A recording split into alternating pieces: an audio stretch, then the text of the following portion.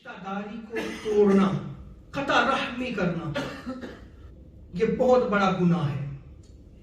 और ये ऐसा गुनाह है कि इसकी सजा बहुत जल्द मिलती है। अल्लाह रब्बुल इज्जत इसकी सजा दुनिया में भी देता है, आखिरत में भी देता है। सैयदा आयशा उम्मुल मोमिनीन रज़ियल्लाहु ताला अन्हा आप बयान फरमाती हैं कि आका अलैहिस्सलाम ने इरशाद फरमाया कि जिस नेकी पे बहुत जल्द सवाब मिलता है वो नेकी हुस्ने सलूक है, यानी दूसरों के साथ अच्छा सलूक करना, इस पे जल्द सवाब मिलता है, ये ऐसी नेकी है। और सिला रहमी करना, यानी रिश्तेदारों के साथ भी अच्छा सलूक करना, ये ऐसी नेकी है कि इस पे जल्द सवाब मिलता है। और आगे आका अलैहिस्सलाम फरमाते हैं कि जिस गुनाह पे बहुत जल्द सजा मिलती है वो जुल्म और कता रहमी है।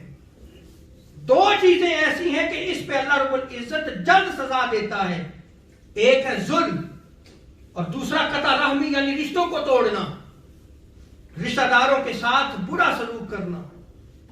अब हमें यह देखना होगा कि आया हम अपनी जिंदगी नेकी में गुजार रहे हैं, यानी दूसरों के साथ अच्छा सलूक, दूसरे की इज्जत करना, दूसरे को मकाम मर्तबा देना, और फिर सिला रहमी करना, रिश्तों को जोड़ के रखना, रिश्तों की अहमियत को उजागर रखना, क्योंकि ये नेकी है जिनमें अल्लाह रब्बुल इज्जत जल्द सवाब अता फरमाता है।